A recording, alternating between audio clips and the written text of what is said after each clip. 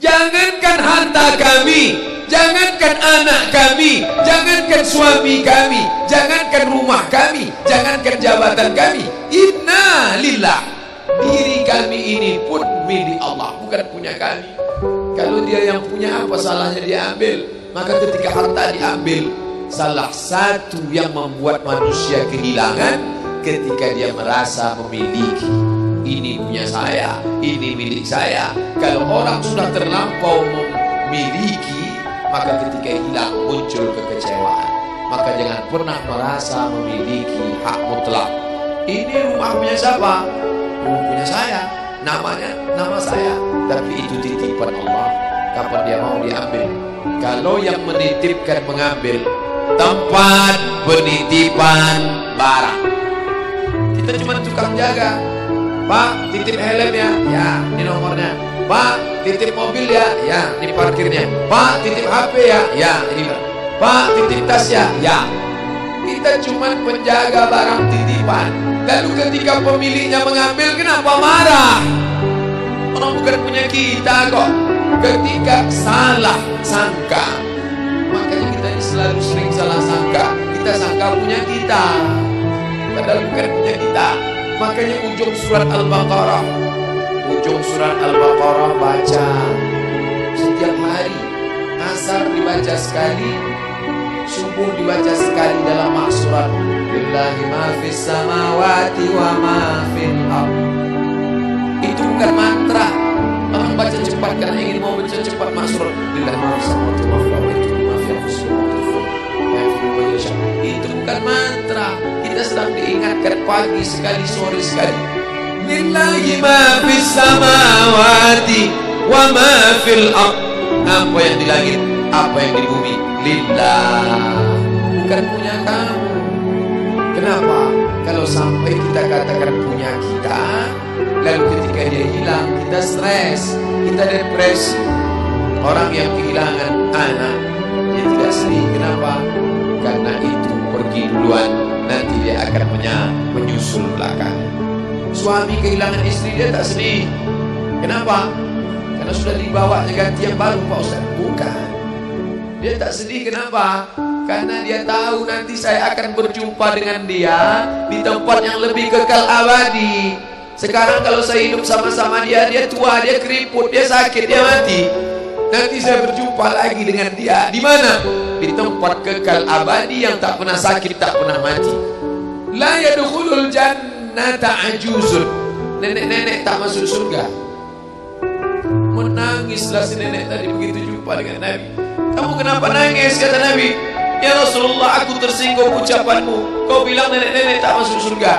Kata Nabi, memang tak ada orang tua di surga. Kalau begitu aku tak masuk surga. Kamu masuk. Terus nanti kamu masuk, kamu jadi muda lagi. Orang di surga itu umurnya 30, 33, 30, 31, 32, 33. Kenapa umur itu? Kalau nenek-nenek masuk surga, di dalam surga banyak kenikmatan. Sedang di surga, di dunia dia tak bisa. Pergi hari raya ke rumah orang, makanannya kacang tojin. Umur 70 mau makan apa? Makanya orang masuk surga umur 30, 31, 32, 33. Kenapa? Itulah usia yang bisa menikmati. Oh, jadi maknanya bukan orang tua tak masuk surga. Jadi ketika orang melihat pasangan saya mendahului saya, karena Allah lebih sayang, dia pergi ke tempat yang lebih sayang daripada kita. Orang menangis tak berhenti, dia menganggap dia pergi, oh dimakan cacing tanah dia. Padahal dia sudah pergi ke tempat yang lebih sayang daripada kita. Kita sayang, tapi sayang kita temporer. Ibu sayang pada anaknya, berapa jam dia bisa sayang? Pergi dia bekerja, dia tinggalkan. Pulang dia bekerja, dia tidur, dia lupa. Berapa banyak anak-anak masuk ke tempat air panas gara-gara orang tua lupa menjaga, teledor. Berapa banyak anak yang jatuh cacat, orang tua yang katanya sayang, tapi sayangnya itu terbatas. Dia sudah pergi ke tempat yang lebih sayang. Siapa dia? Bismillahirrahmanirrahim. Dengan nama Allah yang Maha Pengasih dan Maha Penyayang. Maka ketika ujian itu datang, ayat ini hilang. Saat ujian itu datang, ayat yang dikaji malam ini, hadis yang dikaji malam ini hilang, terbang, melayang, tak berkesan. Ada orang lain yang mengingatkan. Tadi pagi saya takziah. wajah sahabat saya ini ustaz, tapi tadi wajahnya lusuh. Turun, nampak dia sedang bersusah hati, maknya meninggal dunia. Saya bisikkan ke telinganya satu kalimat, satu ayat, inna lillahi wa inna ilaihi raji'un. Waktu datang, waktu mau pulang saya peluk kuat dia, inna lillahi wa inna ilaihi raji'un. Apa tak tahu dia ayat itu? Tahu, dia ustaz, dia sering menceramahkan ayat itu, dia hafal ayat itu. Kenapa ustaz ingatkan?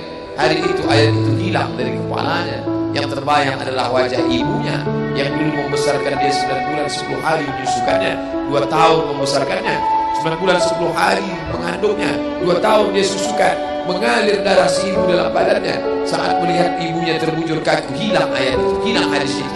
Datang orang lain mengingatkan dia, ditepuknya bahunya, wabasyiris sabirin, berikan kabar gembira kepada yang orang sabar. Alladzina idza asabatuhum musibah, ketika ujian itu datang, qalu, mereka berkata, inna lillahi wa inna ilaihi raji'un. Tapi tak semuanya tahan, tak semuanya kuat. Ketika ujian itu datang, as-sadmatul ula, innamas sabru fi sadmatil ula. Pukulan, ketika pukulan itu datang bergoncang. Berapa banyak orang bercerita, Pak Ustaz, ketika sampai berita itu rasanya lunak tanah ini dipijak, Pak Ustaz, bergoyang dunia ini, Pak Ustaz. Pukulan yang sangat kuat. Dan tak jarang ketika pukulan itu datang bertubi-tubi, akhirnya dia mulai senyum. Selama ini nengok orang lewat sini, lama-lama nengok oplet lewat sini. Apa yang dikatakan Allah Subhanahu wa Ta'ala? Apa maknanya? Tidak ada tempat bersandar yang paling kuat kecuali dia. Bersandar di sebatang pohon, pohon akan lapu. Bersandar kepada orang, orang akan mati. Bersandar kepada dia, hayyun la yamut, dia yang hidup tidak akan mati itu selama. Ya hayyu ya qayyum ya bani as-samawati wal ard ya zal jalali wal ikram ya fa'alun lima yurid ya man arada amran innama amruhu idza arada syai'an ay yaqula lahu kun. Maka berserahlah kepada dia. Makanya selesai sholat tadi kita diajak imam berserah kepada dia. La ilaha illallah wahdahu la syarika lah, lahul mulku wa lahul hamdu yuhyi wa yumiit. 4 inilah yang membuat orang kuat. Lahul mulku, kalau kekuasaanmu hilang, jangan kau sedih. Kenapa? Karena yang punya itu dia. Lahul mulku. Kalau kau dulu dipuji-puji orang, jangan kau sedih. Kenapa? Karena yang punya pujian dia. Lahul mulku walahul hamdu. Kalau keluargamu hilang, jangan kau sedih, karena punya dia. Yuhyi wa yumiit. Dia yang menghidupkan, dia yang memati.